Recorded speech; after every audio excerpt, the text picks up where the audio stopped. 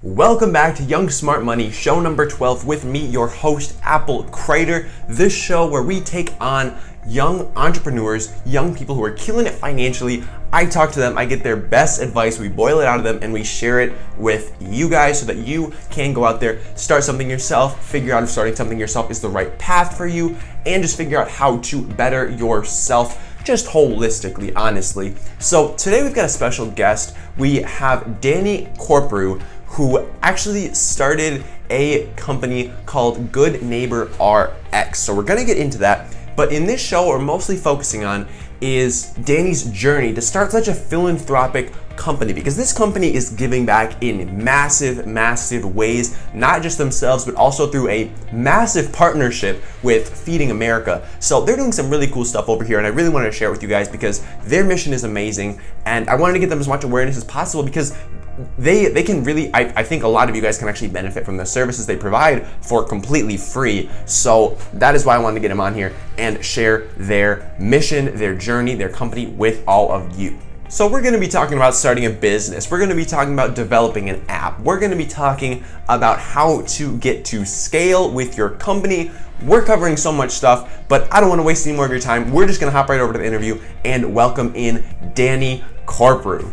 All right, so today we've got a special guest on Young Smart Money. Today we've got Danny Corprew from Good Neighbor Prescription in to just share with us what he's up to and share some really cool both advice and just his journey of where he has been entrepreneurially, because I think it's a really cool one and I'm really excited to talk with him today. So Danny, could you just tell the audience a bit about yourself in case they haven't heard of you, they're not familiar with you, just sort of what stage of life you're in, where you're from, what's your background, just like stuff to give people some context on who you are. Yeah, man. First, super excited to be on the podcast. Super glad to have you, man. We talked a little bit before, but this is what you're doing as far as telling this part of the story is so important for folks wanting to get out there and do something on their own. But my background in a nutshell is I'm a military kid. I lived the majority of my life overseas, so not even in the U.S. Hated school, but somehow still winded up with an MBA. Thought making money was everything, and sharp turn and realized people really are everything. And that's our legacy, right? It's how many people we touch. And so as far as where we're at in the company or our start, we picked a crazy time to start. We launched Good Neighbor RX. I actually had a job. I was an executive at a small oil and gas company, left that job to start an idea or pursue an idea. And we had a little kid at home. And so it wasn't the ideal circumstance, right, to start a company, but haven't had any regrets. So. Wow, that's super cool. I think, legacy is key. And so many young people get stuck in this trap of thinking that money is everything and they just need to lock down a high salary so that they can be working 80 hours a week and making six figures, but for what? Like if you're not making an impact, if you're not impacting people, if you're not making a difference, then what's the point? Like I think that's so key, and that's such a crucial thing to understand at a young age, because once you get that down, the rest just gets so much easier. So I think people should really tune in to that legacy aspect and realize that money is not the key to everything you think it is. So when I first heard about Good Neighbor RX, I immediately reached out to you because it sounded like an amazing project. So could you just give us a quick rundown of what Good Neighbor RX actually is, what they do, who they serve, stuff like that? Who we are and kind of what we are different things. So okay. What we are is, simply we're a prescription discount company that helps people save money on their prescriptions, right? We focus our work on nonprofit partners around the U.S. To help, impact the communities who need it most, right? That's what we are. Who we are is, the most simple way to put it is we're a company that helps people. And that's kind of our mantra. It's simple and keeps us focused. I like it a lot. Okay, perfect. So how does your prescription discount program actually work? You said you partner with communities that need it, but how do you actually offer these discounts on prescriptions? Yeah, so on the back end, we'll negotiate with pharmacies to negotiate pricing on drugs in the formulary or medications in the formulary, right? And so there are millions of ways to structure a formulary, right? Because each drug manufacturer has their own desired price, their own desired profits, all of those kinds of things. So you go through all of that essentially, and then from there you take the time to set up pathways, right? Whether it's your mobile app, your website, distribution channels, whatever that is, so that users can have access to those discounts. All right, cool. I know prescriptions are hella expensive, so it's really cool that you guys are doing this, and I think it's a really necessary thing, because so many people get stuck in this trap of not being able to afford their prescriptions without having to sacrifice so many other things out of their life. So I'm really on board with what you guys are doing, and I think it's super, just an amazing path that you guys are on. If you look into it, man, like these drug manufacturers, some of them 48,000% markup. God. 1,000% markup, dude. It's the number of people making choices between buying food or filling a prescription is ridiculous. It's almost 30 million people make that choice every month. Oh, that's bananas. Yeah, completely bananas. Oh my. So how does Good Neighbor RX actually bring in revenue? You guys are negotiating these deals. Are you guys a nonprofit? Do you bring in revenue? How does that work? Yeah, so, and I hope we get into it a little bit more later, but we chose to be a for-profit. Yeah, I think we'll touch on that on a future question. But what we do is we charge pharmacies a type of transaction fee every time one of our savers uses the program. Interesting. Okay, so every time somebody uses a discount, gets their prescription discounted, the pharmacy that's partnered gets charged a little fee just for putting you and that person together, or like allowing a discount? Okay, cool. So how can our listeners who are interested in obviously saving money on their prescriptions, because prescriptions are ridiculously marked up and overpriced, how can they begin to utilize your service of Good Neighbor RX in order to save on their prescriptions? Yeah, man. I mean, the easiest way, Android or Apple, whichever one you use, just go to your app store, search Good Neighbor RX in the app store, download the app, and type in your prescription for your medication. And I mean, the price list comes up right away. So it's super, super simple. And there's a misconception out there that if you have insurance, you're good. But we have a lot of people who have insurance, but the prescription part of their insurance is poor, right? And they're paying $50 copays or $40 copays. And if you're still paying that much, chances are we might be able to get your prescription cheaper. So check it out. Wow, that's very interesting.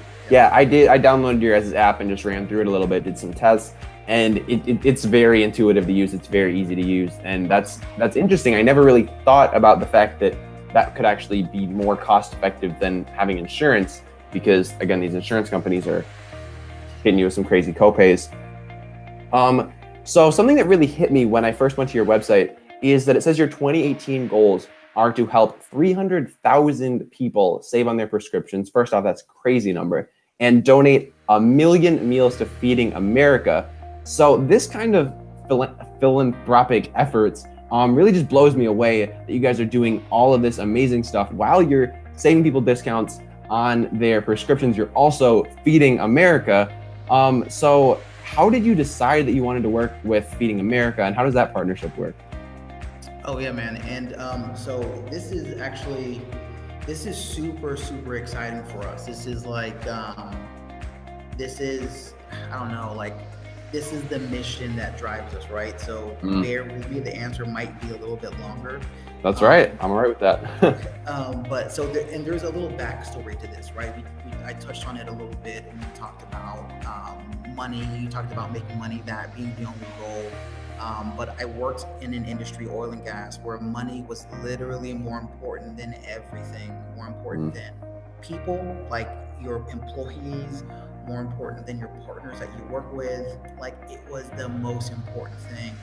And that got old so quick, right? So when I was in that position, I just like, hey, like I can't provide value for an organization who in turn doesn't use those resources to value other people, right? So yeah, so I wanted to build a for-profit company, not a non-profit company, because I think for-profit companies can and should do this, but I wanted to start a for-profit company that focused on building a sustainable impact model first, and then on the back end figured out how to get revenues as a means to grow and sustain an impact, right? So when we launched Good Neighbor RX, and I promise I'll get to the Feeding America thing here, No but worries. when we launched Good Neighbor RX with that kind of mindset, instead of on the onset trying to raise money or trying to figure out some crazy marketing campaign or something like that, Mhm. we focused on trying to get partners who shared a similar mission, right, in impacting the community, right? And so we had two criteria when we were looking for these partners, right? Are they helping the community, one, and two, will they allow us to give back to them, right? So we can kind of double up our impact. So yeah, we started calling, and my partner Kale, dude he's crazy. He had this crazy idea. He was like, "Hey Danny, let's call the nation's largest charities."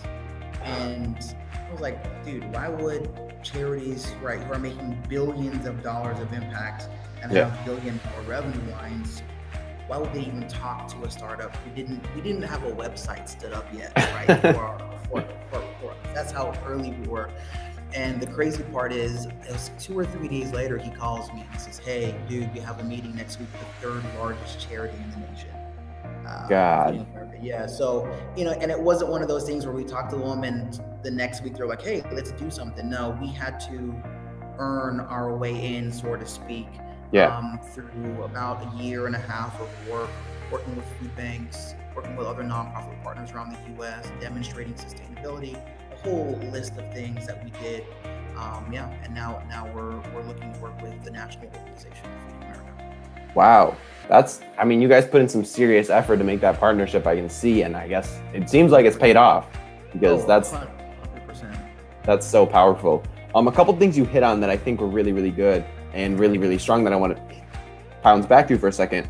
The first thing is how you developed your business. So first you focus on how you could impact your community, and then you looked at how to find a profit. So I think that's a really key thing that essentially no for-profit companies are doing. Like it's really powerful to hear that coming from you, that you first looked at how you can make an impact, and then on the back end you're like, okay, how are we going to be able to monetize this? Because I think that's just a powerful philosophy to live with in general, whether that be starting a business, starting to create a blog. I think providing value just really has to be your driving factor, and monetizing should be on the back end, because if you're not providing value to people, and if you're not coming with value first, then there's never going to be an opportunity for you to build a base, for you to monetize in the future, because there's no value there. Nobody's going to stick around long enough to stick around and hear you ask them to potentially make a purchase or potentially work with you. So I think that's really, really powerful.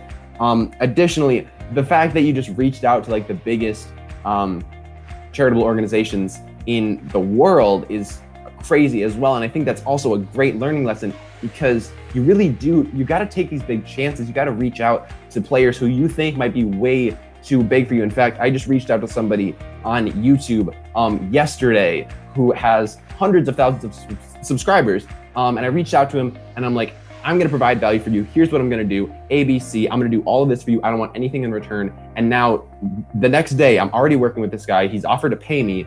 And I think you really do have to reach out to these big guys who you think might be way out of your league and just have no interest in even talking to you, because you never know what's going to happen. And these partnerships can be so, so strong. I'm already super confident that this partnership that I worked out with this guy who has a huge following is going to be great.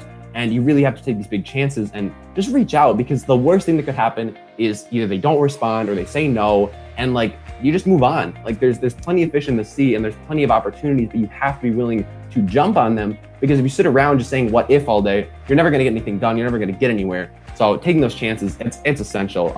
And I'm really glad you touched on that. I'm stoked that you guys did that, because that's just an amazing thing to do, to reach out to all those big players. So looking to the future and past 2018, what are your like long-term and like overarching goals for Good Neighbor RX, besides the feeding 1 million people this year, and saving 300,000 people on their prescriptions? Are there any big milestones that are coming up, or any like thing that when you get there you will have like quote unquote made it? Yeah. So in the immediate future, we're actually in the middle of another raise right now. So Mhm. we have been, we have been, I guess, blessed, you could say, with this opportunity to figure out how to scale even more. Wow. And I can't get too specific with the milestones Sure. right now, but I will say long term, the beauty of having a people-focused company, right? There really isn't a milestone that you can mention where you're like, Mm. oh, great, we're done, right? Because Yep. when you get to 300,000 people, there's going to be more people to help, right? So something that I can kind of hint towards is, as we're reaching this goal for feeding America, one of the things that will come with it will be our abilities company to grow, right? Grow financially, but we're looking at other anchor partners that we can also give back to, like people that don't even have to help us grow the program, just organizations that need it, right? Like I have a military not me, but my family has a military background. We're a military family, and the Wounded Warriors, for example, is a great organization I would love to funnel back to, just because we have so many of our military women and men who come back and they just don't have the support that they need.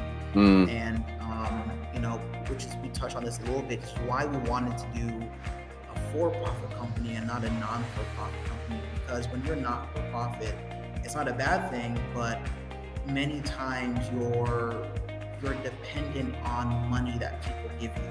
Yeah. So if you want to make an impact, you have to ask for it typically, right? So we wanted to be more proactive in our giving. But yeah, so that's kind of what's happening with us now, and some of the things maybe down the pipeline.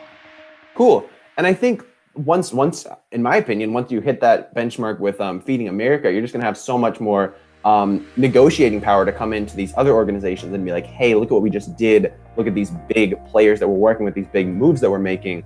You're going to have so much more like negotiating power. People are going to be a lot more willing to work with you once they see that you're that much more legit, that you're working with Feeding America, you're providing over 1 million meals. Like that's powerful stuff right there. Oh yeah, and you actually touched on something important, right? Like building your brand.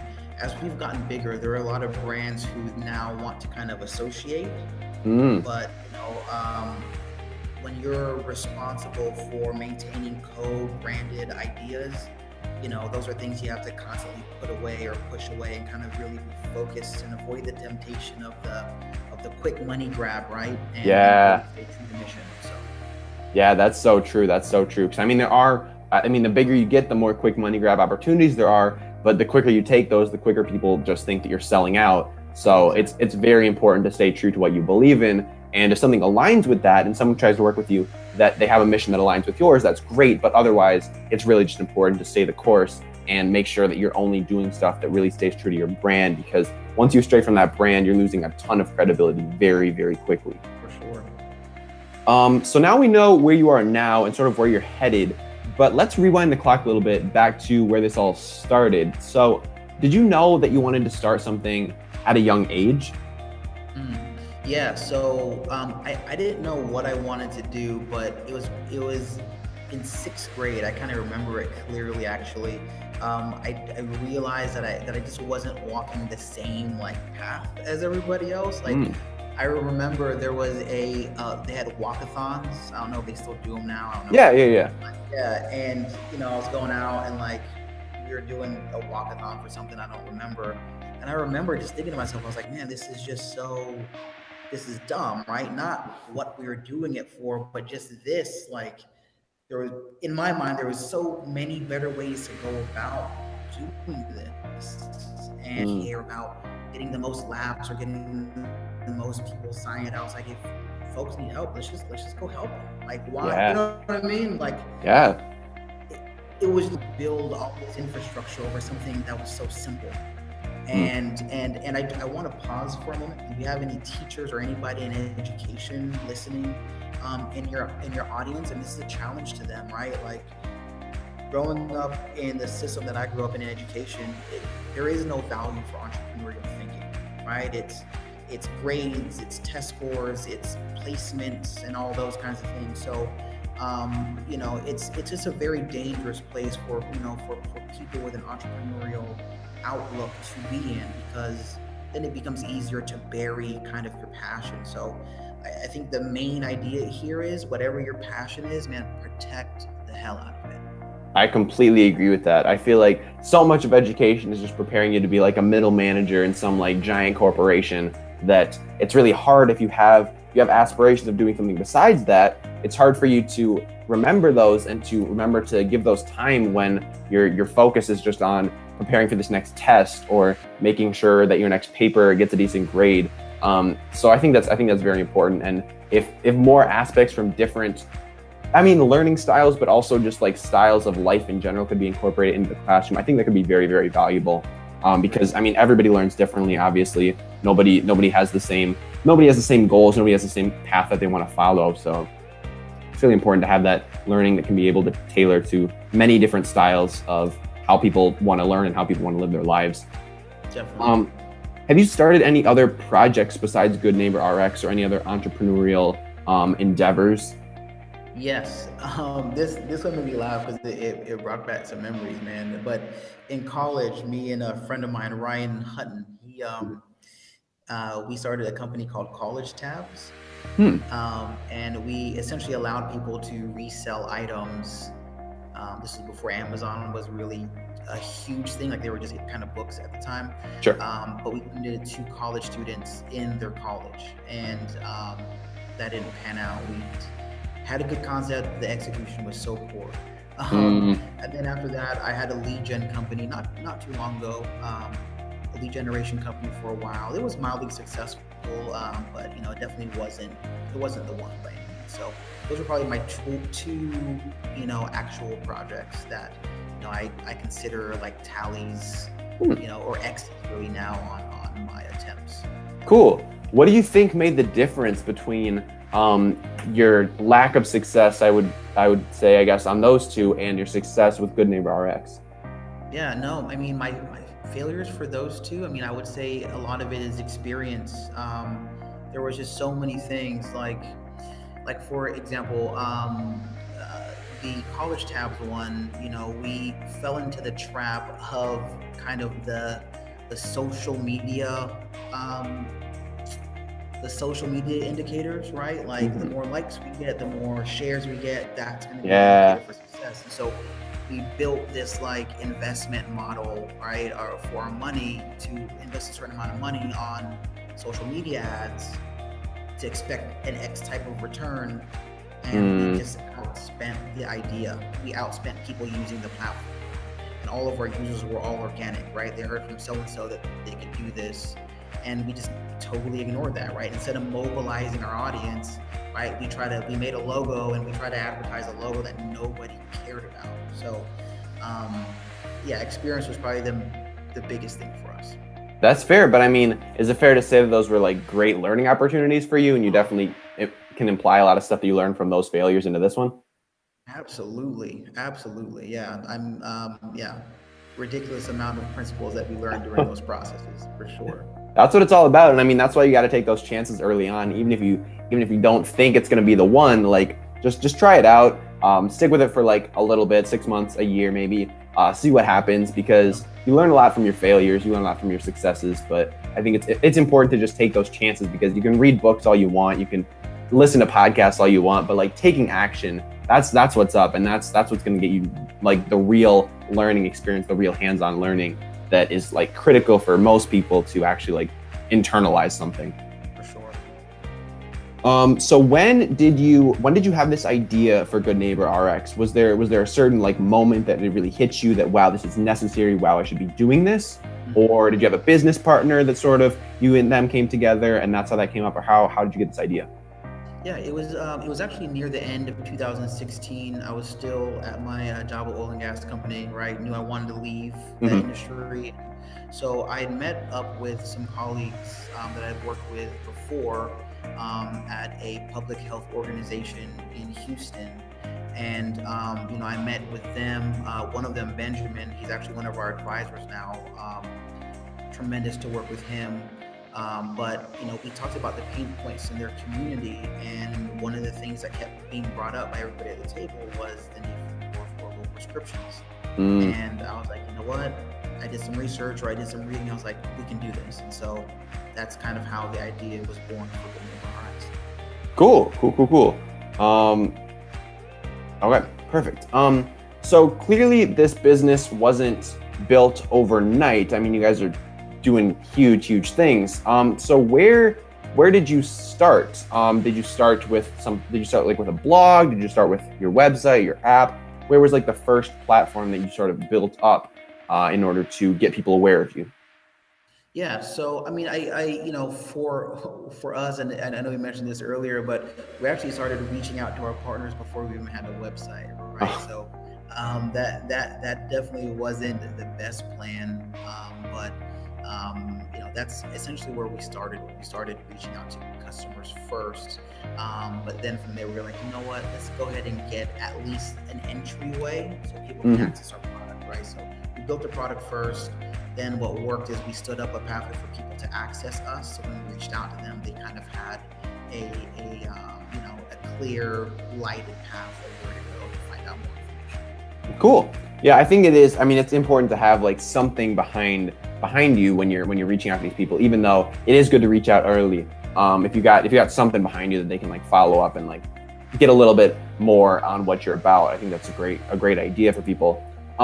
So you said that you got this idea from a meeting with some public health people over in Houston. At the point of you starting out, did you have a team behind you? Was it just you, or how did that look at the start? No, at the beginning it was just me and Kale. He's my partner, and yeah, it was just us two and a lot of lonely nights, man. That's real, and I mean that's part of entrepreneurship that people don't talk about that much. And I think it's really important to touch on this, because I just saw the statistic the other day that I think it was 72% of high school students say they want to start a business. But can you talk a little bit on just some of the hardships that you had to face when you're starting out? Because I mean, a lot of people have these aspirations, these like ideas in their head of, oh, I'm going to start the next Facebook or the next Twitter. But in reality, there's a lot more that goes into starting a business. There's a lot of hardships that you have to get over to sort of make this a reality. So can you touch on that for just a little bit?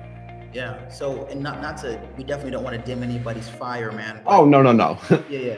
But at the same time, man, the shit gets dark. I mean, you'll find yourself in dark places, right? Because you'll find out quick that, friends don't really support you or believe in you like you think they do.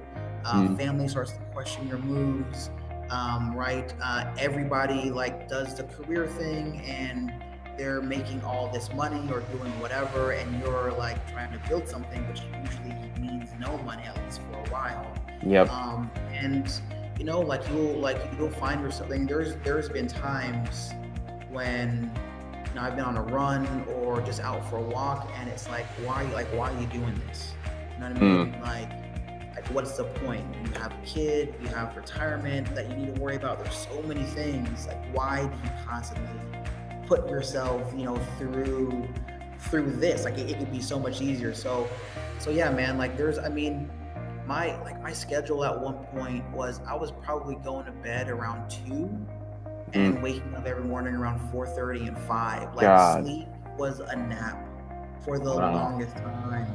And I mean, it's weird though, and you might be able to relate to this. It's painful, but there's just something that also you have to love it. Like, there's something in there. Like, if it's you'll find out quick if you're not cut out for it, for sure. Exactly. And I mean, like you said, at the beginning, you're gonna see all your friends going into careers and stuff.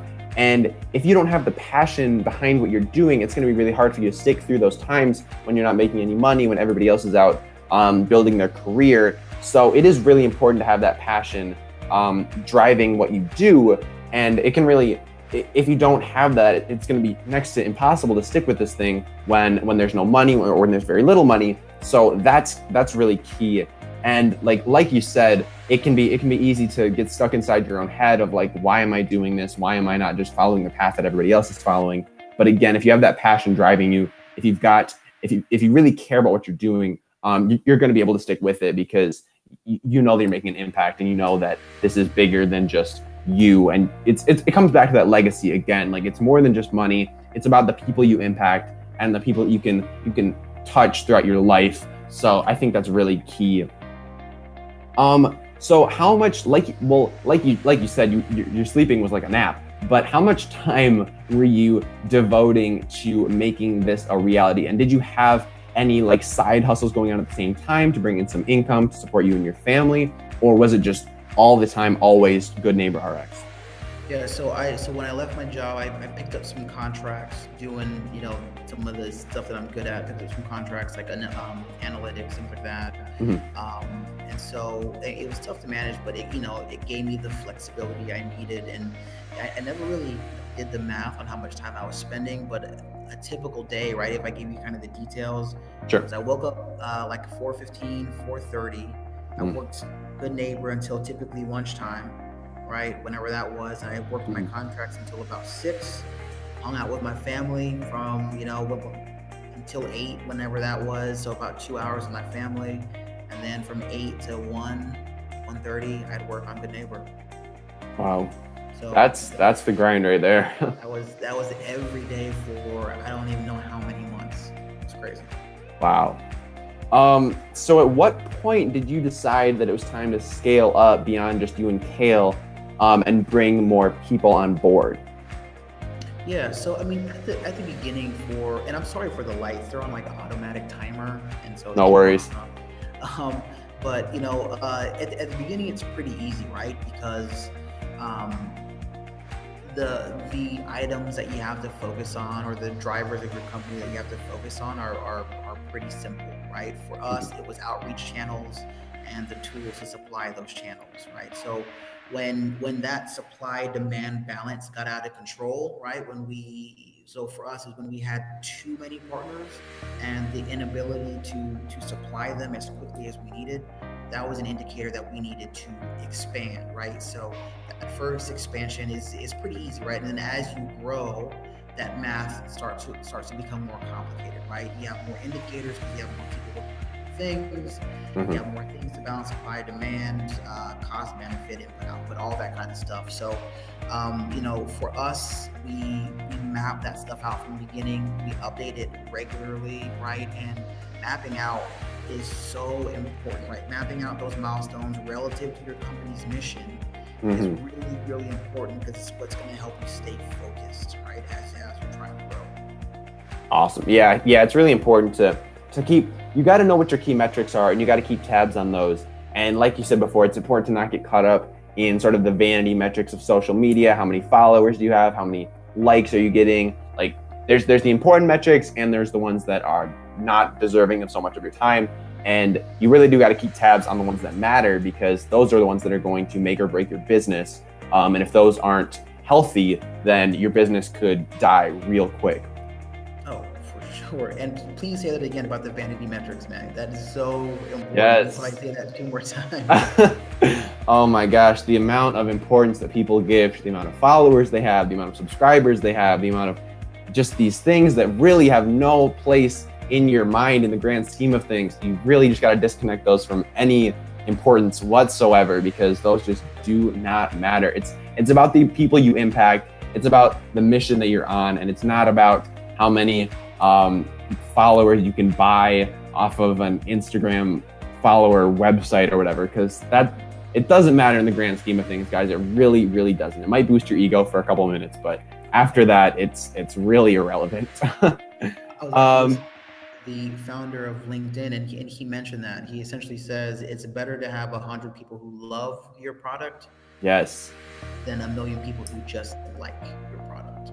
That is so true. You gotta have that core base of people who are going to support you to the end of time, because that's where you're going to build from. Those are the people who are going to evangelize for you. Those are the people who are going to really build your brand. And if you just have people who know about you, they don't really care about you. They're just following you because you gave them like $1 off their Subway sandwich. I don't know. Yeah. That's not going to get you where you want to be. So it seems like, in my opinion, just the way I see the world, everybody under the age of 30 is talking about creating their own app. They want to be the next Uber of pizza. I don't know. So how was the experience for you of creating an app? Were you heavily involved with this? Do you have significant programming experience? How was that for you? Yeah, no programming experience, and we live in an interesting time, right? Because right now, today, it is both easier than ever to get into the game, right? And it's also harder than ever, really, to get into the game, right? And I'll kind of explain both, right? Easy in the sense that, while for me, I don't have any program experience, but what I did have experience in is, scaling organizations, right? In every area of the value chain, specifically in digital and service-based businesses. So it worked out for me, right? That I knew that, right? And so what I did was, I knew where I was weak. That was development. So I just found a partner. I searched for a partner who could fulfill that need for me out there. And the good news is, what makes it easy is there's so much talent out there. There are so many people out there that can produce apps, that actually do produce apps, that put them on the store and nothing happens, because they build stuff, but they don't know how to build a business. They don't know how to sell stuff, right? So whether you're in my situation or the reverse, there's a chance that there's a match out there for you. The reason why it's harder is because, like you mentioned, dude, everybody wants to get into it. So there's a lot of waste that you have to kind of work your way through in order to find a good partner to work with. Yeah, and I'm sure, like you said, there might be a match. I'm sure there's a match for everybody, because these strategic partnerships that you're talking about are so key. They come up a lot in the interviews that I do with people who are starting businesses, actually, just how from the get-go they had these strategic partnerships, and it's so key. The one that I come across the most frequently is the entrepreneur and the technician. So in your example, you are the entrepreneur, you're the one that's growing businesses, but you need the technician to put the app together. Once they put the app together, you can take it to the market and tell people about it, get people excited about it, get people to use it. So that partnership in particular, the one with the entrepreneur and the technician, that is a really, really powerful partnership, in my opinion, and one that I come across in small businesses and startups so frequently. So I think that's really, really key that you utilize that. I think it's just a powerful partnership to have. So we got one more question, and then I'm going to hop into some of the questions that I like to ask all of my guests. So the last one particular for you is just, what would your advice be to an 18-year-old listener who thinks that they want to create their own app? Yeah, man. So I thought about this for a while, right? Because there's so many different things that you could tell people, but if I were to narrow it down to 3 things, it would be like, start learning, right? Like, know what you're like. Don't BS yourself into thinking you're good at something. Know what you're good at, and then double down on it. Be willing to know what you're bad at, and start finding people, right, who can help fill those gaps for you. That's number 1. Second thing is like patience. Like, patience it's everything, right? Like, you mentioned this earlier, right? Everybody wants to post a pic of the Maserati or the private jet, but chances are, like, you're gonna have to grind it out for 12, 24, 36 months, who knows, right, before you get there. Right? You patience in failing, right? Failing is part of it. I think I read a stat on Gartner just the other day that says 0.01% of consumer mobile apps will be considered a financial success by their creators throughout. Wow. 0.01%. That is ridiculous competition right there.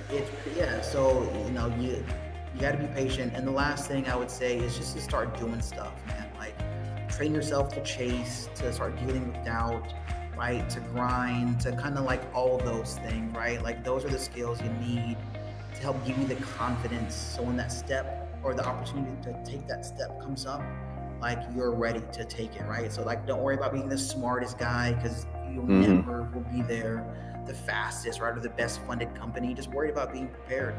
to take the step, which is why I was just so blown away by when you contacted me and I looked you up, man. Like everything you're doing is just, and at your age, it's amazing. And appreciate that.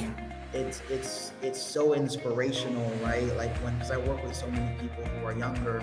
I already told 3 different people today, in their early 20s, finishing school, and they don't know what to do. I was like, dude, you gotta check this guy out. he's doing stuff. He's doing it every day. Like, you're not posting a video.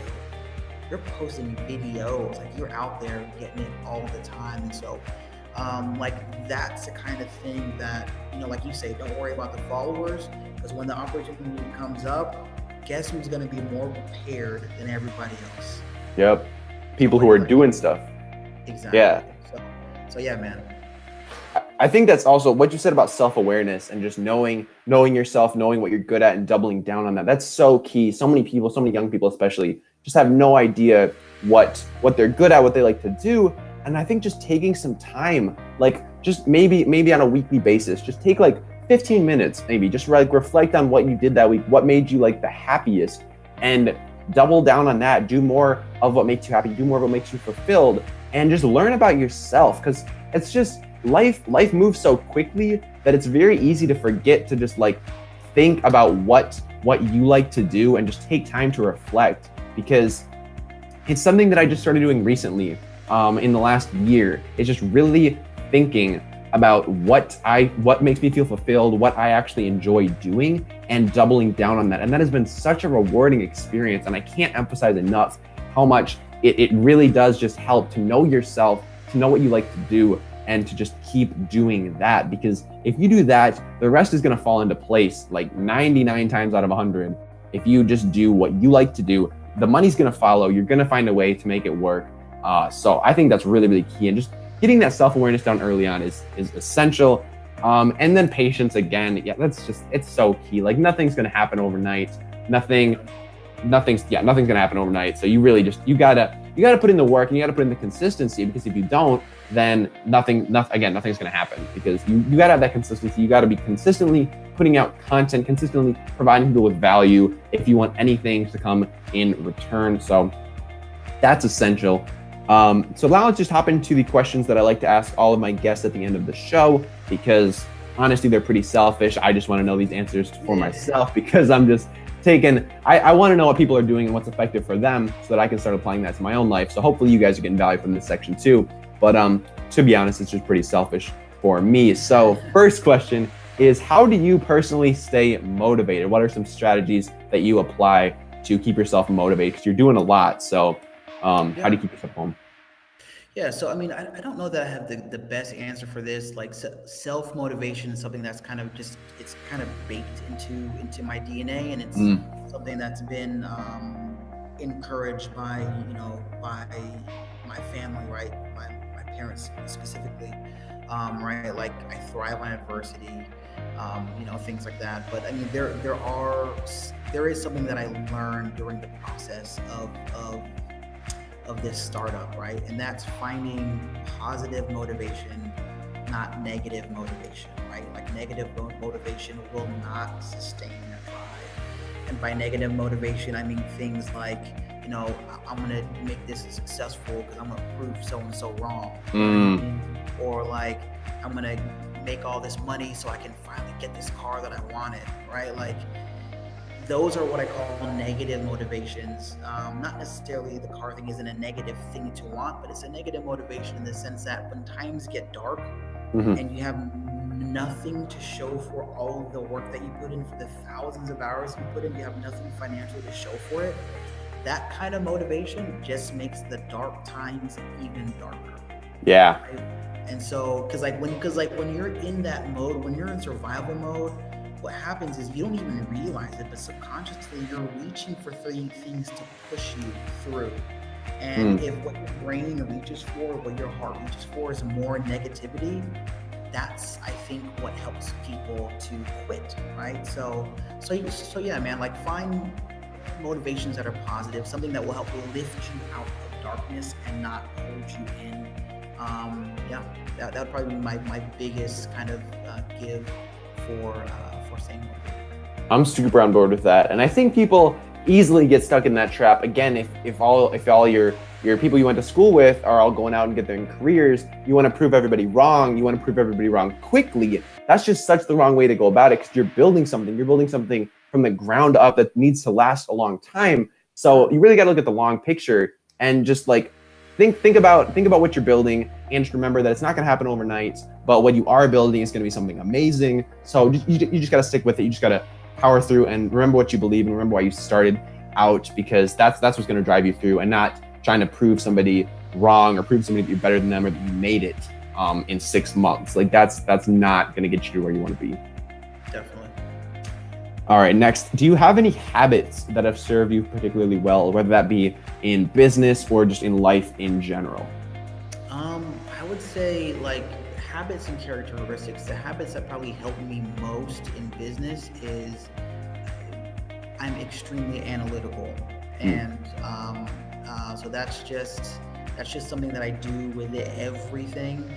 I analyze and figure out application, right? So there's kind of a scientific way to do that. If you kind of grow up in that, then you'll understand. But those are habits that have helped me build a scalable business and understand how to model something. As far as characteristics go, my self-belief, discipline. I'm extremely disciplined, and I'm annoyingly persistent. Those are the things that are characteristics-wise that have probably helped me a lot as well. I can relate to that persistence, man. Like people will tell you that you're like doing something for no reason, but I just keep doing it. And I don't know. You gotta look at the long game, and you gotta be patient. You gotta power through, because just remember why you started out. And that's a great driving force. Like if you're doing something you believe in, that's gonna keep you going. At least it's working for me. So I'm speaking from experience there. Have there been any books that have had a huge impact on you? Again, these can be business related, they can be health and wellness, lifestyle, really any kind of books that have just had a significant impact on you. Yeah, I mean, I would say the book, it's one of my more recent reads, but it's Strategy by Lawrence Friedman. I'm obsessed with this book. It's a long read and it's a tough read. But it's a tremendous book about strategy. I mean, in that book, and it's going to get nerdy here for a little bit, so but he goes through the history of strategy, right? I mean, all the way from like the beginning of time to now, and what he does is he like demonstrates how strategy, the science of strategy, has evolved. And what you can take from that when you're building your business is, I mean, there is an innumerable amount that you can learn when you're talking about strategy, right? Because I mean, you know this, like you're competing every day, and the person with the best strategy is probably gonna win. So yeah, man, if you guys have a chance to check out the book, again, it's a long read, maybe book club it or something, get a couple of friends to read different parts of it. Tremendous book. Cool. And I'll be sure to put that up in the show notes as well. I think it's coming back to just strategy in general. It's so important to have a strategy, whether that be with your social media, with any aspect of your life. You got to have goals that you're pushing towards, because if you're just throwing stuff at the wall and like blindly running into stuff, like if you don't have a strategy, it's going to be a lot harder for you to succeed or even know if you're succeeding, because you don't really have that goal that you're pushing towards or that idea of where you actually want to get to. So I'm definitely going to check out that book, because I've been realizing the importance of strategy a lot more lately. So I think that could be a really valuable read. All right, so before we go, where can people find out more about Good Neighbor RX and find out more about you? Yeah, so goodneighborrx.com, it would be a great place to start. Our Instagram, we love our Instagram. Twitter and Facebook at Good Neighbor RX for all of those. I mean, guys, please check us out. Tell us how much you love us, right? Or tell us how we can improve, right? Because like this is every day we're earning and maintaining trust, and we're not perfect. Our service isn't perfect, but we, at the end of the day, if we're doing right by people and doing our best to serve and hearing and listening to folks, we pride ourselves on that, right? Chances are I'll probably be the one responding directly, just because it's something that I love to do. So yeah, man, reach out to us, DM us on any of those platforms. You can check my personal Instagram out too as well. Danny Corprew, and yeah. Cool. That's how you can find us. I think that's actually how I reached out to you guys, was through DMs. And I think it's really telling when the owner, when somebody high up in the company is actually the one responding to DMs, commenting on social media. Like, that's really telling to me, just when that's not outsourced, because that is it's such a key element of building a community around your brand, that outsourcing that really, it does limit how personal your voice can sound, how like down to earth your brand actually is. So I think it's a really good indicator, at least in my opinion so far, of how a business is actually run. Who is the one either responding to emails, responding to DMs? Like, that's very telling for me. So I think that's really cool that you're doing that. And props to you for that. 100%. Oh yeah, 100. No, thanks, man. I appreciate that. I forgot to tell you at the beginning, but I'm gonna end it, but I'm not gonna hang up, so don't hang up yet. Okay. Okay, cool. Well, thank you very much, Danny, for being on the show. I know I got a ton of value from this episode. I'm definitely gonna go back and re-listen to it while I edit it, because I just loved it so much. But thanks again for being on the show. I hope to work with you again soon, and just have a wonderful day. Definitely. Peace out, guys. Danny, thank you so much for your time. I got a ton out of this interview. I learned a bunch about what you guys are doing, about just the industry in general, and I got a good bit of stuff to think about as far as starting my own ventures in the future. So thank you very much for all of your insight. I really, really do appreciate it, and I'm glad that we were able to get some more exposure to Good Neighbor RX, which is on a fantastic, fantastic mission. I know personally I'm gonna have to go back through right now and listen and take notes, because as we were talking, there were a lot of points that I was like, wow, that's really powerful, but I didn't have a chance to write it down. So I'm gonna speed back through that and get back to you guys later. And for our money pun of the day, a boy swallowed a whole bunch of coins, and his mom had to bring him to the hospital. She called the hospital back and said, how is he doing? They said, no change yet.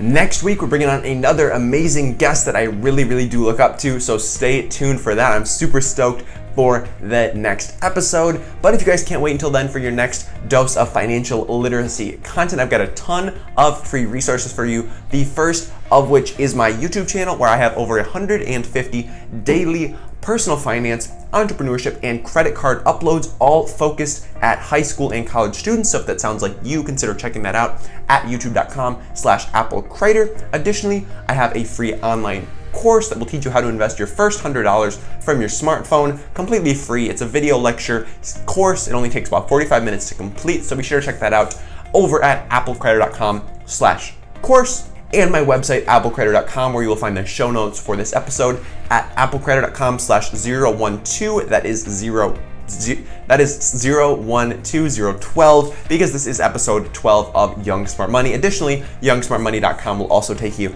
to the show notes.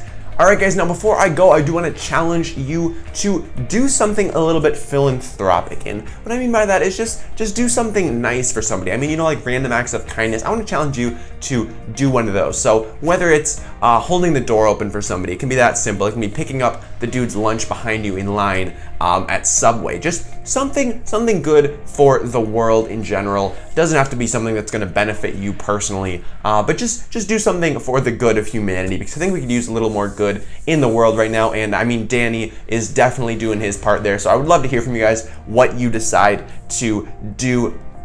I'll be sure to post what I do on my Instagram over at applecraterofficial, but shoot me a DM, shoot me an email, apple@applecrater.com, on what you decide to do with your day today and how you decide to make the world a better place.